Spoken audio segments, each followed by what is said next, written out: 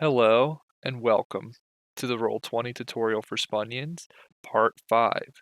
Auto Rolling Advantage, how to interpret advantage on Roll20's rolls, and that's it. So, without further ado, let's dive the fuck on in. Alright, we got a bunch of rolls here, and normally when you roll, Roll20 will always roll advantage, which means it's going to roll 2d20s and then add the modifier. So as you can see by hovering over these things, it does in fact roll a d20 two times, and normally you're going to take the number to the left when you don't have advantage or disadvantage. You're just taking that first roll.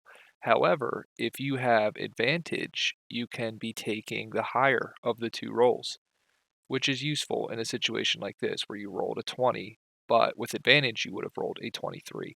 And advantage is very prevalent in 5e, so it does make sense to always be rolling advantage. Similarly, disadvantage is pretty common as well, so it does make sense to roll advantage. That way you could be taking the lesser of the two numbers if you were disadvantaged. In this case, you rolled a 20 normally, but if you were disadvantaged, say you were blind, you would have rolled a critical fail. And that's likely not going to hit.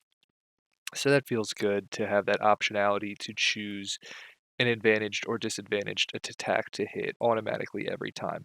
But let's say you're a Luddite. You hate technology. You want to do things the hard way. You're a stick in the mud. Honestly, if you're a Luddite, what the fuck are you doing on the computer? Get off the computer and go live what you preach, you fucking hypocrite.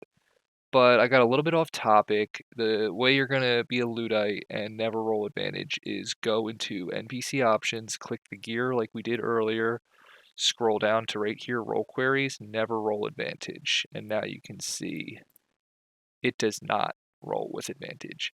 Maybe you're retarded and you want to do twice the work. That's fine. You can do that. But we are not retarded. I mean, we a little bit we are, but most of the time we're going to try to make things easier for everybody involved. So we're always going to roll advantage because we play 5e and advantage is very common.